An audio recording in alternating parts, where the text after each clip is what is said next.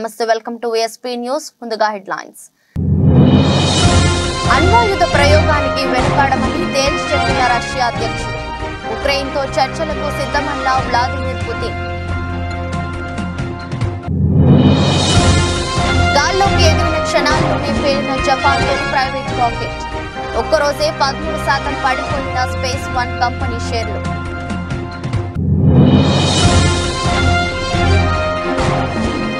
నగరిలో మంత్రి రోజాకు line clear అసమ్మతి నేతలకు సర్ది చెప్పిన జగన్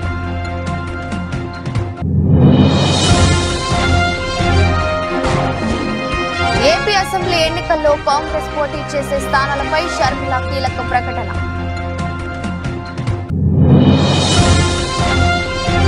రేషన్ కార్డుతో సంబంధం లేకుండా అందరికీ ఆరోగ్యశ్రీ కసరత్తు చేస్తున్న ప్రభుత్వం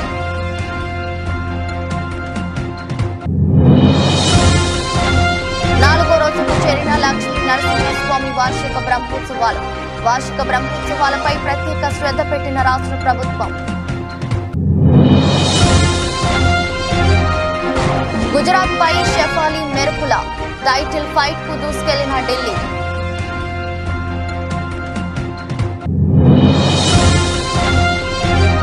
అతనిది గొప్ప వ్యక్తిత్వం అందుకే ప్రేమించా లవ్ ఎఫైర్ పై తొలిసారి స్పందించిన తాప్సీ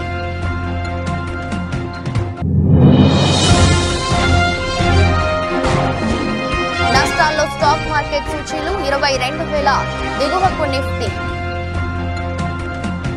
తమ రాజ్యాధికారం సార్వభౌమత్యం స్వాతంత్ర్యానికి ముప్పు వాటిల్లితే అణ్వాయుధాలు వాడేందుకు వెనకాడబోమని రష్యా అధ్యక్షుడు వ్లాదిమిర్ పుతిన్ హెచ్చరించారు.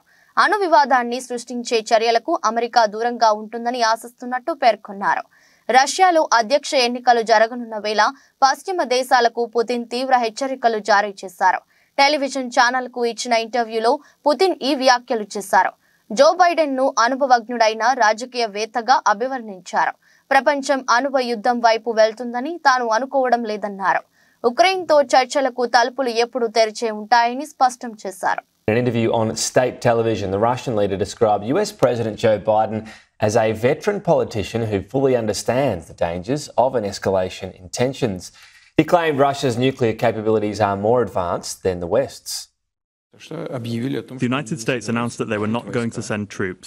We know what American troops are on the Russian territory. These are invaders. This is how we will treat it, even if they appear on the territory of Ukraine and they understand this. I said that Biden is a representative of the traditional political school, and this is proved.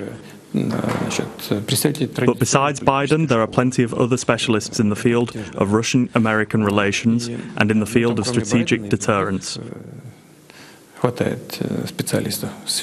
Therefore, I don't think that everything is rushing so head-on here, but we are ready for this. వాణిజ్యపరంగా అంతరిక్ష ప్రయోగాల రంగంలోకి ప్రవేశించాలన్న Japan ప్రయత్నాలకు ఆదిలోనే చుక్కు ఎదురైంది.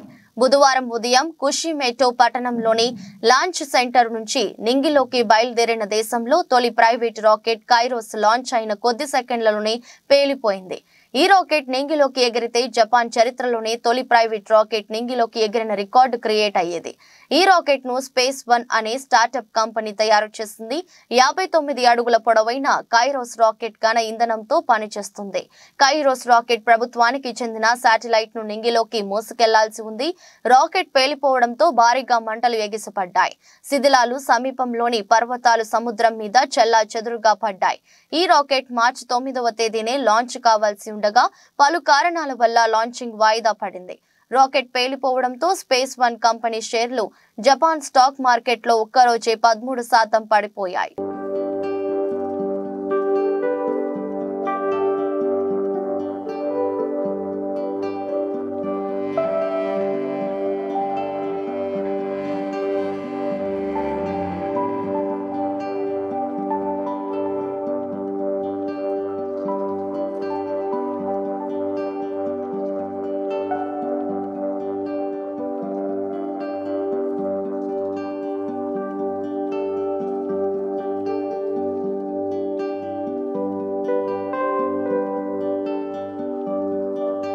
Nagari ticket విషయంలో మంత్రి రోజాకు CM Jagan line clear చేసినట్టు తెలుస్తుంది.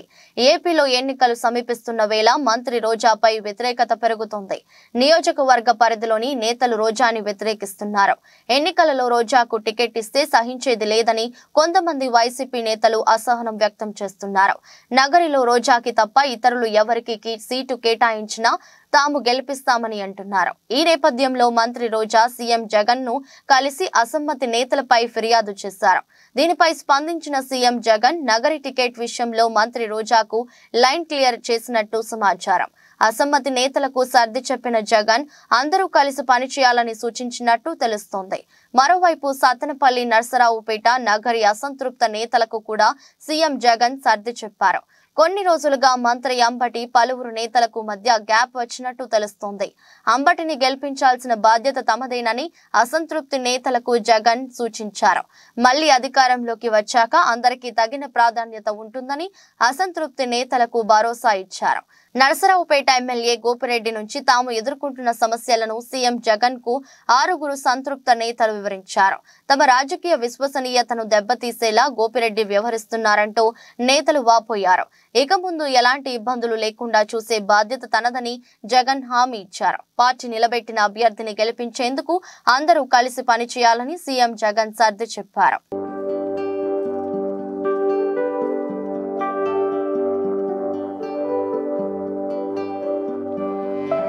ఏపీలో 175 అసెంబ్లీ స్థానాల్లో కాంగ్రెస్ పార్టీ పోటీ చేస్తుందని ఆ పార్టీ రాష్ట్ర అధ్యక్షురాలు వైఎస్ షర్మిల చెప్పారు. కాంగ్రెస్ ఏపీలో ఉందనడానికి 1500 అప్లికేషన్లు రావడం నిదర్శనమన్నారు. అభ్యర్థుల ఎంపిక పారదర్శకంగా జరుగుతుందని షర్మిల తెలిపారు. బీజేపీ ఇతర పార్టీలు అభ్యర్థుల ఎంపిక ఈ విధంగా జరగదన్నారు. బీజేపీ ఇతర రీజనల్ పార్టీలు నియంతలా తయారవుతున్నాయని షర్మిల చెప్పారు. అసెంబ్లీ, లోక్సభ స్థానాల్లో పోటీకి అప్లికేషన్ పెట్టుకున్న అభ్యర్థుల మీద చర్చ జరిగింది. గత ఎన్నికల్లో కాంగ్రెస్ కు 1% మాత్రమే ఓట్లు వచ్చాయి. అసెంబ్లీ, లోక్సభ సీట్లలో గట్టి పోటీ ఇవ్వగలము. ఎన్నికల్లో కాంగ్రెస్ పార్టీ నాయకులు మొత్తం సైనికులుగా పనిచేయాలి. పార్టీ ఆదేశిస్తే ఎవరైనా ఎక్కడి నుంచైనా పోటీ చేయాల్సిందే. సిపిఎం, సిపిఐ పార్టీలతో చర్చలు జరుపుతున్నాం. అందరినీ కలుపుకొని ముందుకు వెళ్తాం. కాంగ్రెస్ పార్టీ మొదటి నుంచి ప్రత్యేక హోదా, విభజన హామీల కోసం పోరాటం చేస్తుంది. గతంలో ప్రత్యేక హోదా మీద మాట్లాడిన సీఎం జగన్ ఇప్పుడు ఎందుకు మాట్లాడటం లేదు? ప్రత్యేక హోదాపై జగన్ సమాధానం చెప్పాలి. ప్రత్యేక హోదా, పోలవరం, రాజధాని అంశాలపై కాంగ్రెస్ పార్టీ బలంగా నిలబడుతుంది అని షర్మిల అన్నారు. రాష్ట్ర ప్రజలు ఎలా చూస్తున్నారు, మీరు ఎలా చూస్తున్నారు, ఇది ఏం పద్ధతి అని ఎవరికి అనిపించటం లేదా? అసలు గమనించాల్సిన పాయింట్ ఏమిటంటే మన రాష్ట్రంలో ప్రత్యేక హోదా గురించి ఊసే లేకుండా చేశారు తెలుగుదేశం పార్టీ, వైసీపీ పార్టీలు కలిసి. ప్రత్యేక హోదా మనకు ఊపిరి. ప్రత్యేక హోదా లేకపోతే మనం బాగుపడలేం, మనకు భవిష్యత్తు లేదు. 10 సంవత్సరాలుగా అది నిరూపణ అయ్యింది. అయినా కూడా ఈ 10 సంవత్సరాలలో ఎమ్మెల్యేలు, ఎంపీలు ఇంతమంది అధికారంలో ఉండి కూడా అసలు ఊసే లేకుండా చేశారు. అసలు ఆ మాటే లేకుండా చేశారు. ప్రత్యేక హోదా అన్న అంశమే లేకుండా చేస్తున్నారు కదా. ఈరోజు మేము కాంగ్రెస్ పార్టీగా వచ్చి మేము కొట్లాడుతున్నాం తప్ప ప్రత్యేక హోదా గురించి తెలుగుదేశం పార్టీ గాని, చంద్రబాబు గారు గాని, వైసీపీ జగన్మోహన్ రెడ్డి గారు గాని ఒక్క నిజమైన ఉద్యమమైనా చేశారా అధికారంలో ఉండి, ముఖ్యమంత్రులుగా ఉండి అని అడుగుతున్నాం. ఈరోజు ప్రత్యేక హోదా మనకు బీజేపీ పార్టీ ఇవ్వలేదు. పోలవరం ప్రాజెక్టు ఇవ్వలేదు. మనకు రాజధాని ఇవ్వలేదు. ఒక్క హామీ కూడా నెరవేరకపోతే మరి చంద్రబాబు గారు బీజేపీ పార్టీతో ఎందుకు పొత్తు పెట్టుకుంటున్నారో సమాధానం చెప్పాలి. ఏం చేసింది బీజేపీ పార్టీ అని పొత్తు పెట్టుకుంటున్నారు? బీజేపీ పార్టీ ఇంత మోసం చేస్తే, ఇంత వెన్నుపోటు పొడిస్తే చంద్రబాబు గారు అంతగా తిట్టి, అంతగా దూషించి మళ్ళీ ఈ రోజు రాష్ట్రం కోసమని నేను పొత్తు పెట్టుకుంటున్నానని చెప్తున్నాడంటే ఇంకా ఏమనాలి మనిషిని? ఈ పెద్ద మనిషి ఊసరి వాళ్ళ కంటే ఎక్కువ రంగులు మారుస్తున్నారు కదా. ఫస్ట్ ఏమో ప్రత్యేక హోదా కోసం పొత్తు పెట్టుకుంటున్నానని చెప్పాడు. ఎన్నికలు గెలిచాడు. వాళ్ళ కేబినెట్ లో అధికారం కూడా అనుభవించారు. ఆ తర్వాత లేదు అని తిట్టి మరీ బయటకు వచ్చారు. మళ్ళీ ఇప్పుడు మళ్ళీ మెచ్చుకొని మేము గౌరవిస్తున్నామని చెప్పి మళ్ళీ చేరుతున్నారు. దేనికంటే మీకు గౌరవం? పవన్ కళ్యాణ్ గారు కూడా అడుగుతున్నానా? మోడీ అంటే అపారమైన గౌరవం అన్నారు. దేనికి మీకు అపారమైన గౌరవం? మనకు పోలవరం ఇచ్చినందుకు మీకు అపారమైన గౌరవమా? మన రాజధాని ఇచ్చినందుకు మీకు అపారమైన గౌరవమా? స్పెషల్ చేసి ఇచ్చినందుకు మీకు అపారమైన గౌరవమా? ప్రజలకు సమాధానం చెప్పాల్సిన అవసరం ఉంది. రాష్ట్రంలో ఆరోగ్యశ్రీని ప్రత్యేక పథకంగా అమలు చేయాలని ప్రభుత్వం భావిస్తుంది. రేషన్ కార్డు ఆర్థిక స్థితితో సంబంధం లేకుండా ప్రజలందరికీ వర్తించేలా ఈ పథకాన్ని విస్తరించాలని నిర్ణయించింది. ఈ నిర్ణయానికి అనుగుణంగా లబ్ధిదారులకు రాజీవ్ ఆరోగ్యశ్రీ పేరుతో కొత్త కార్డులు ఇవ్వాలని యోచిస్తోన్నది. ఈ నేపథ్యంలో లబ్ధిదారుల గుర్తింపు, ఇతర మార్గదర్శకాలపై అధికారులు కసరత్తు చేస్తున్నారు. ప్రైవేట్ ఇన్సూరెన్స్ కంపెనీల తరహాలో ప్రతి కుటుంబాన్ని ఒక యూనిట్ గా తీసుకుని ప్రత్యేక నంబర్ కేటాయించి కార్డులు ఇవ్వాలని నిర్ణయించినట్టు సమాచారం. రాష్ట్ర వ్యాప్తంగా అందరికీ డిజిటల్ హెల్త్ ప్రొఫైల్ రూపొందిస్తామని ఇప్పటికే ప్రకటించిన ప్రభుత్వం ఈ వివరాలను ఆరోగ్యశ్రీ కార్డులతో అనుసంధానం చేయనున్నది. 2-3 నెలల్లో ఈ ప్రక్రియ ప్రారంభమయ్యే అవకాశం ఉన్నది. ప్రస్తుతం రాష్ట్రంలో 90 లక్షలకు పైగా తెల్ల రేషన్ కార్డులు ఉన్నాయి. మిగతా వారిలో ప్రభుత్వ ఉద్యోగులు వంటి వారు ఉన్నారు. వారికి కూడా ప్రభుత్వం ప్రత్యేకంగా హెల్త్ స్కీమ్ ను అమలు చేయాల్సి వస్తుంది. దీంతో 90% పైగా జనాభాకు ప్రభుత్వ హెల్త్ స్కీమ్ వర్తిస్తుందని వైద్య శాఖ చెబుతుంది. మిగతా వారిని కవర్ చేసి రేషన్ కార్డుతో లింక్ తీసేస్తే కార్డుల సంఖ్య తగ్గుతుందని భావిస్తున్నట్టు సమాచారం. ఇలా చేస్తే ప్రభుత్వంపై ఏటా దాదాపు 450 కోట్ల మేరకు అదనపు భారం పడుతుందని అంచనా.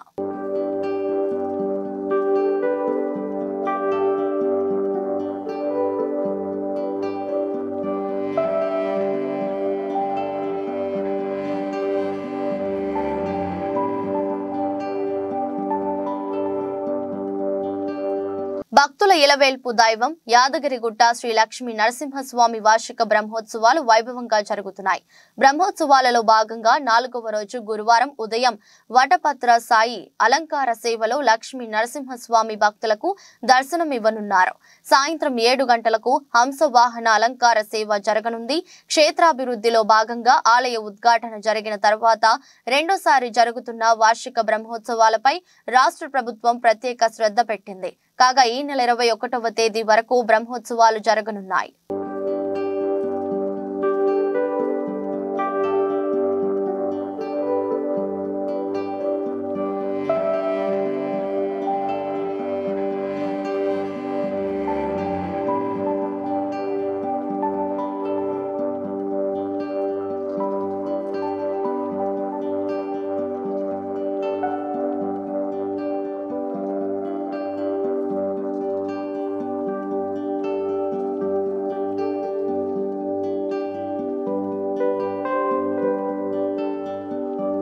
ములుగు నియోజకవర్గంలోని పెద్దాపూర్, గుర్రంపేట, బౌసింగ్పల్లి, సుబ్బక్కపల్లి గ్రామాల్లో 2,34 లక్షలతో చేపట్టిన పలు అభివృద్ధి కార్యక్రమాలను కొబ్బరికాయ కొట్టి ప్రారంభించిన రాష్ట్ర పంచాయతీరాజ్ గ్రామీణాభివృద్ధి స్త్రీ సంక్షేమ శాఖ మంత్రి వర్యులు డాక్టర్ దనసరి అనసూయ సీతక్క.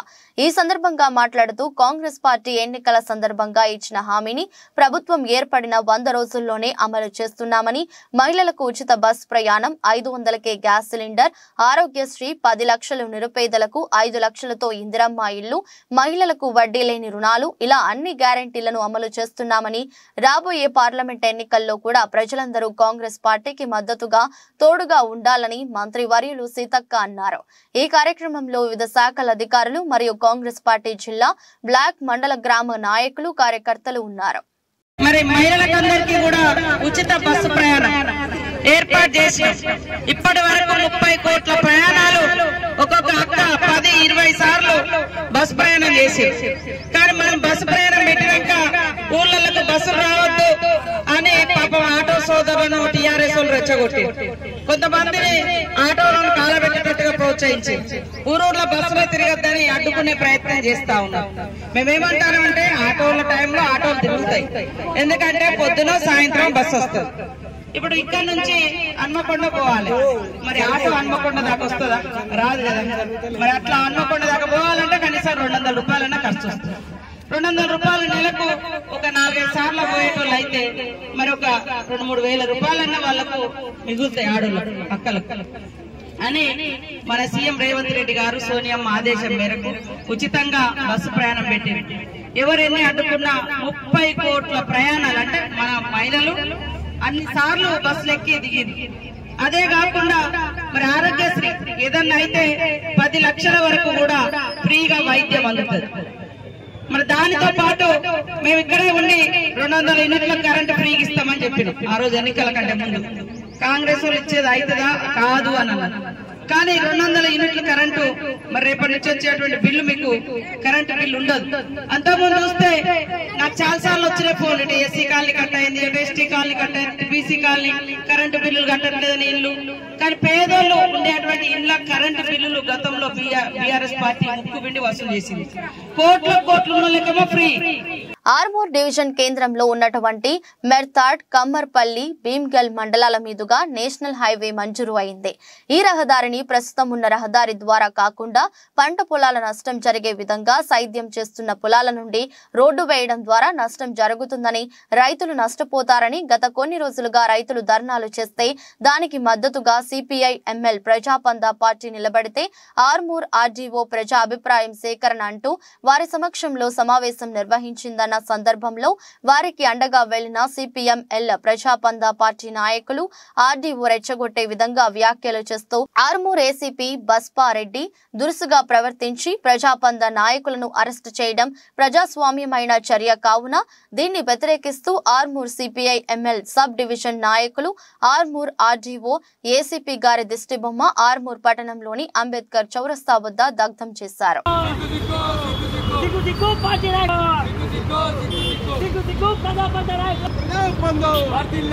రైతుల పక్షాన మాట్లాడమే నేరమా? రైతుల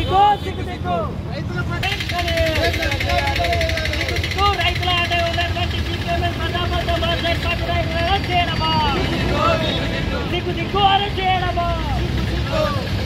పోలీస్ ఆర్మూర్ నియోజకవర్గ కాంగ్రెస్ పార్టీ ఇన్ఛార్జ్ వినయ్ కుమార్ రెడ్డి ఆదేశానుసారం పీవీఆర్ భవన్ లో ఆర్మూర్ నియోజకవర్గ యువజన Congress vice president Bindla Prashanth media సమావేశంలో మాట్లాడుతూ ఆర్మూర్ ఎమ్మెల్యే రాకేష్ రెడ్డి మిమ్మల్ని ప్రజలు అభివృద్ధి చేస్తారని గెలిపిస్తే మీరు మాత్రం సినిమా డైలాగులు కొడుతూ పబ్బం గడుపుతున్నారు. బిడ్డ రాకేష్ రెడ్డి కాంగ్రెస్ నాయకుల గురించి ఇష్టానుసారంగా మాట్లాడితే నీకు పుట్టగతులు ఉండకుండా చేస్తామన్న విషయాన్ని గుర్తుంచుకోండి. నీకు దమ్ముంటే నిధులు తీసుకురండి, లేకపోతే అభివృద్ధికి సహకరించండి. కానీ తెలంగాణ ముఖ్యమంత్రి రేవంత్ రెడ్డిని విమర్శిస్తే ఆర్మూర్ నియోజకవర్గంలో మా యువజన కాంగ్రెస్ నాయకులు మిమ్మల్ని తిరగకుండా చేస్తారు, జాగ్రత్త అని హెచ్చరించారు. విలేకరుల సమావేశంలో విచ్చేసిన వారు town president Vijay Agarwal, youth Congress నియోజకవర్గ జనరల్ సెక్రటరీ తిరుమన్పల్లి నవనీత్, నియోజకవర్గ నాయకులు ఎడ్డిగారి నిఖిల్, తోపారం భగత్, శ్రావణ్, రాజశేఖర్, గుండు, హరీష్, అల్జాపూర్ కిరణ్, వినోద్, సుశాంత్, యువజన పార్టీ నాయకులు తదితరులు పాల్గొన్నారు. రాకేష్ రెడ్డి గారు, మీరు ఒక ఎమ్మెల్యే స్థాయిని మర్చిపోయి ఇష్టానుసారంగా మా రేవంత్ రెడ్డిని ఇష్టం వచ్చినట్టు మాట్లాడుతున్నారు. ఖబర్దార్, రేవంత్ రెడ్డి జోలికి వస్తే ఖబర్దార్ మీకు బుద్ధి చెప్తాం, తరిమి కొడతాం. రాకేష్ రెడ్డి గారు, మీకేమైనా ప్రజల మీద చిత్తశుద్ధి ఉంటే మీరు గెలిచి 90 రోజులు అవుతుంది. ఇప్పటికీ కాంగ్రెస్ గవర్నమెంట్ చిత్తశుద్ధితోటి మా రేవంత్ రెడ్డి గారు ఏదైతే 6 గ్యారంటీలు అమలు పరుస్తుండో ఏ ఒక్క అమలు పరిచిన కార్యక్రమాన్ని మీరు ఎక్కడైనా చేసిర్రా? ఎక్కడ కూడా చేయలేరు. మీరు ఓన్లీ మతాల మధ్య చిచ్చు పెట్టుకుంటా తలవార్లు దిత్తాం, చాకులు దిత్తాం అంటే నడదిడా రాయలసీమ రాజకీయం నడది రాకేష్ రెడ్డి గారిడా. మీరు కొంచెం ప్రజలు జమ్మికుంట తహసీల్దార్ జానకి ఆమె బంధువుల ఇళ్లలో 5 చోట్ల నిన్న ఉదయం నుండి రాత్రి వరకు ఏసీబీ అధికారులు సోదాలు చేశారు. ఈ సోదాల్లో 3,20,00,000 విలువైన ఆస్తులను ఏసీబీ గుర్తించింది. అంతేకాకుండా 7 ఎకరాల వ్యవసాయ భూమితో పాటు భారీగా ఓపెన్ ప్లాట్లను కొనుగోలు చేసినట్లు గుర్తించారు. వాటితో పాటు 1.4 కిలోల బంగారు ఆభరణాలతో పాటు 1,40,000 నగదు స్వాధీనం చేసుకున్నారు. తహసీల్దార్ జానకి కరీంనగర్ కోర్టు 14 రోజుల పాటు రిమాండ్ విధించింది.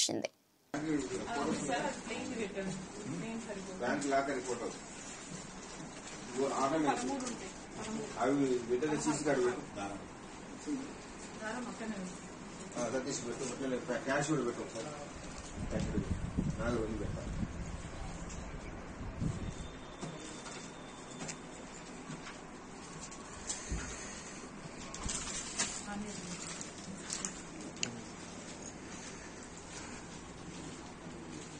కుప్పం మున్సిపాలిటీ పరిధిలోని 1వ వార్డు సామగుట్టపల్లిలో ఎమ్మెల్సీ భరత్ ప్రచారాన్ని ప్రారంభించారు. ఈ సందర్భంగా ఆంజనేయ స్వామి ఆలయంలో ప్రత్యేక పూజలు చేశారు. అనంతరం ప్రతి ఇంటికి వెళ్లి ప్రజల సమస్యలను అడిగి తెలుసుకున్నారు. రాబోయే ఎన్నికల్లో కుప్పం ఎమ్మెల్యేగా తనకు ఒక అవకాశం ఇవ్వాలని కోరారు. వైసీపీ ప్రభుత్వ హయాంలో ప్రజలందరూ సంతోషంగా ఉన్నారన్నారు. మరిన్ని సంక్షేమ పథకాలు రావాలంటే రాబోయే ఎన్నికల్లో వైసీపీ ప్రభుత్వానికి ప్రజలందరూ ఓటు వేసి గెలిపించాలన్నారు. ఈ కార్యక్రమంలో municipal chairman doctor Sudheer, ward కౌన్సిలర్లు మరియు వైసీపీ నేతలు, కార్యకర్తలు తదితరులు పాల్గొన్నారు. 2024వ సార్వత్రిక ఎన్నికలకు సంబంధించి కుప్పం నియోజకవర్గంలో వైఎస్ఆర్సీపీ పార్టీ ఎలక్షన్ క్యాంపెయిన్ అనేది స్టార్ట్ చేయడం జరుగుతూ ఉంది. గడిచిన 4.5 సంవత్సరాలుగా జగన్మోహన్ రెడ్డి గారి నాయకత్వంలో ఎటువంటి లబ్ధి ప్రతి ఇంటికి చేరింది, ఏ రకమైనటువంటి అభివృద్ధి ప్రతి ఒక్క ప్లేస్కి చేరింది అనేది గుర్తు చేస్తూ మరొక్కసారి జగన్మోహన్ రెడ్డి గారు అధికారంలోకి రాకపోతే పేదవాడు అనేటటువంటి వాడు చాలా నష్టపోతాడు. కాబట్టి రాబోయేటటువంటి తరానికి తీవ్రమైనటువంటి అన్యాయం జరుగుతుంది. కాబట్టి వాటన్నిటినీ కూడా ప్రజలకు మరొకసారి గుర్తు చేస్తూ కరోనా సమయంలో కానీ ఆ తర్వాత ఎక్కడెక్కడైనా ప్రాబ్లమ్స్ ఉంటే ప్రతి ఒక్క ప్రాబ్లంని వైఎస్ఆర్సీపీ పార్టీ కానీ వైఎస్ఆర్సీపీ పార్టీ శ్రేణులు కానీ ముందుండి ఆ ప్రాబ్లమ్స్ అన్నింటినీ కూడా క్లియర్ చేసుకుంటా ఈ 4.5 years కూడా మేము పనిచేయడం జరిగింది. వాటన్నిటిని కూడా ప్రజలకు ఒకసారి మౌలాలి డివిజన్ కార్పొరేటర్ గున్నాల సునీత శేఖర్ యాదవ్ ఆధ్వర్యంలో కాలనీ సంఘాల ఆత్మీయ సమ్మేళనం నిర్వహించారు. ఈ సమావేశానికి మల్కాజ్గిరి పార్లమెంట్ అభ్యర్థి ఈటెల రాజేందర్ ముఖ్య అతిథిగా విచ్చేసి ప్రారంభించారు. అనంతరం ఆయన మాట్లాడుతూ కరోనా టైంలో అతి తక్కువ కాలంలో వ్యాక్సిన్ తయారు చేసి ఇచ్చిన ఘనత నరేంద్ర మోదీ గారిదని అన్నారు. ప్రపంచం అన్ని రంగాల్లో భారతీయ దేశం గర్వంగా అనుకుంటున్నాము అంటే నరేంద్ర మోదీ కృషి వల్లే అయిందన్నారు. 378 చేసిన ఘనత ఏకైక నాయకుడు ప్రధాని నరేంద్ర మోదీ గారిని గుర్తు చేశారు. ఈ దేశంలో 130 కోట్లు వ్యయం కట్టించిన ఘనత నరేంద్ర మోదీ గారిని ప్రజలంతా గర్వపడే విధంగా చేశారు. 3వసారి ప్రధాని కావడం ఖాయమని కొనియాడారు. ఈ కార్యక్రమంలో నాయకులు కృష్ణ యాదవ్, వికే మహేష్, బాలచందర్, సాయిబాబా, శివ, శ్రీనివాస్ యాదవ్, ప్రసన్న, రాధాబాయ్, సుజాత, అరుణ, అలివేలు తదితరులు పాల్గొన్నారు. ప్రాధాన్యపడితే ఆ 370 సీట్లలో మల్కాజ్గిరి ఉండాలని చెప్పి నేను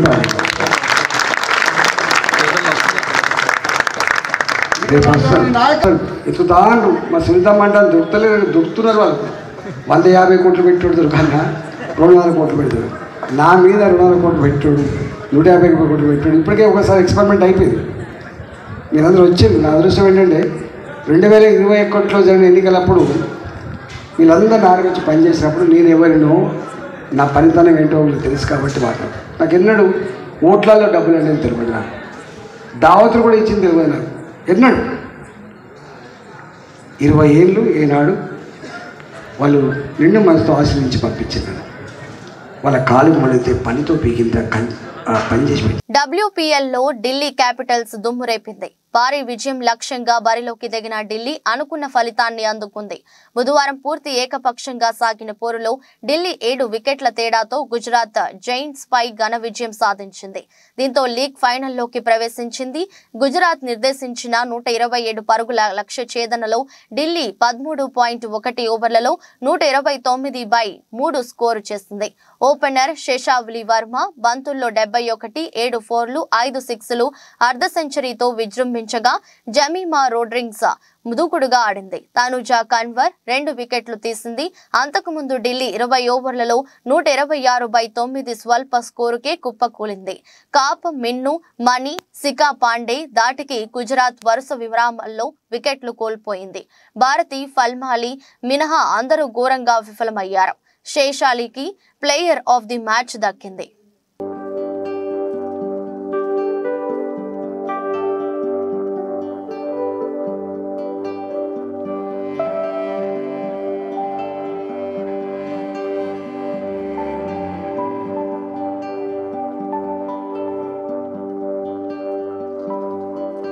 ప్రియుడు మదియాస్ బో గురించి తొలిసారి తన మనసులోని మాటల్ని బయటపెట్టింది అగ్ర కథానాయక తాప్సీ. డెన్మార్క్ బ్యాడ్మింటన్ ప్లేయర్ అయిన మదియాస్ బోతో ఈ అమ్మడు తన గత 9 ఏళ్లుగా ప్రేమలో ఉంది. అయితే తన లవ్ అఫైర్ పై ఈ భామ ఇప్పటి వరకు ఎక్కడా స్పందించలేదు. ఈ జంట త్వరలో పెళ్లి పీటలెక్కబోతున్నారని వార్తలు వస్తున్నాయి. ఈ నేపథ్యంలో మదియాస్ పో గురించి ఆసక్తికరమైన వ్యాఖ్యలు చెప్పింది తాప్సీ. మదియాస్ పరిచయం కాకముందు నేను కొంతమంది అబ్బాయిలతో స్నేహం చేశాను. కానీ ఎవరి వ్యక్తిత్వం నన్ను ఆకట్టుకోలేదు. పురుషుల్లో నిజాయితీతో పాటు జీవితం పట్ల పరిణతి ఉండాలని క్రమంగా తెలుసుకున్నాను.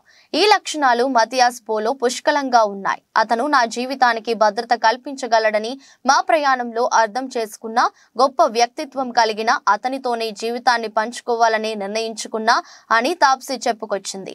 అయితే పెళ్లి వార్తలపై స్పందించడానికి ఈ భామ నిరాకరించింది. సమయం వచ్చినప్పుడు తానే ఈ విషయాన్ని వెల్లడిస్తానని చెప్పుకొచ్చింది.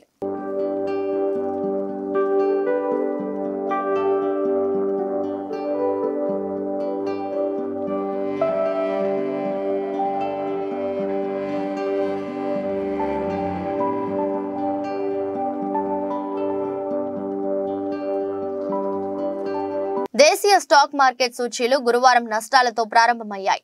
అంతర్జాతీయ మార్కెట్లలోని ప్రతికూల సంకేతాలు సూచీలపై ప్రభావం చూపుతున్నాయి. ఉదయం 9:20 సమయంలో సెన్సెక్స్ 256 పాయింట్ల నష్టంతో 72,505 వద్ద ట్రేడ్ అవుతుంది. నిఫ్టీ 40 పాయింట్ల నష్టపోయి 21,957 దగ్గర కొనసాగుతుంది. డాలర్తో పోలిస్తే రూపాయి మారకం విలువ 82.85 వద్ద ప్రారంభమైంది. సెన్సెక్స్ 30 సూచీలో Reliance, HCL, Tech Mahindra, Tech Infosys, Sun Pharma, M&M, Maruti, L&T, Power Grid, TCS, Kotak Mahindra Bank షేర్లు లాభాల్లో ట్రేడ్ అవుతున్నాయి. Bajaj Finance, Tata Steel, Titan, IndusInd Bank, Bajaj Finserv, Tech Mahindra, JSW Steel, Tata Motors, Wipro, ITC షేర్లు నష్టాల్లో కొనసాగుతున్నాయి. అమెరికా మార్కెట్లు బుధవారం నష్టాలతో ముగిశాయి. నేడు ఆసియా పసిఫిక్ ప్రధాన సూచీలు మిశ్రమంగా ట్రేడ్ అవుతున్నాయి. అంతర్జాతీయ మార్కెట్లో బ్యారెల్ బ్రెంట్ చమురు ధర $80.20 వద్ద ట్రేడ్ అవుతుంది. విదేశీ సంస్థాగత మదుపరులు బుధవారం నికరంగా 4,595.06 కోట్ల విలువ చేసే షేర్లను విక్రయించారు. దేశీయ సంస్థాగత మదుపరులు 9,093.72 కోట్ల స్టాక్స్ ను కొనుగోలు చేశారు.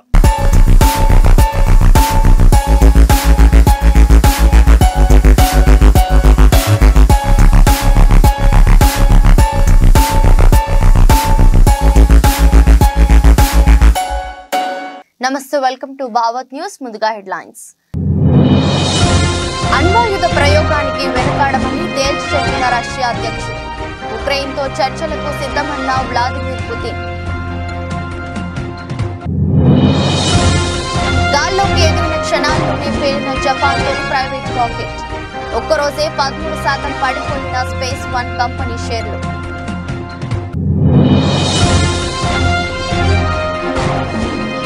నగరిలో మంత్రి రోజాకు లైన్ క్లియర్. అసమ్మతి నేతలకు సర్ది చెప్పిన జగన్.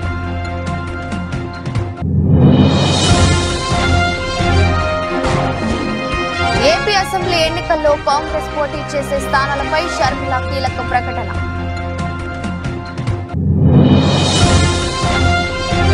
రేషన్ కార్డుతో సంబంధం లేకుండా అందరికీ ఆరోగ్యశ్రీ కసరత్తు చేస్తున్న ప్రభుత్వం.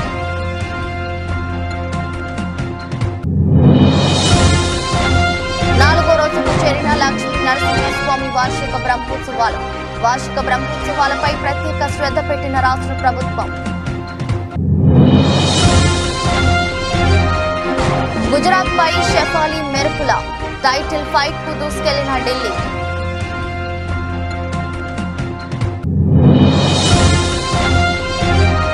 అతనిది గొప్ప వ్యక్తిత్వం, అందుకే ప్రేమించా. లవ్ అఫైర్ పై తొలిసారి స్పందించిన తాప్సీ.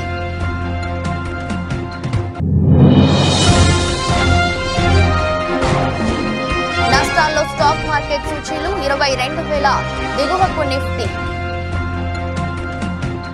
నమస్తే, welcome to Telangana capital news. ముందుగా హెడ్లైన్స్.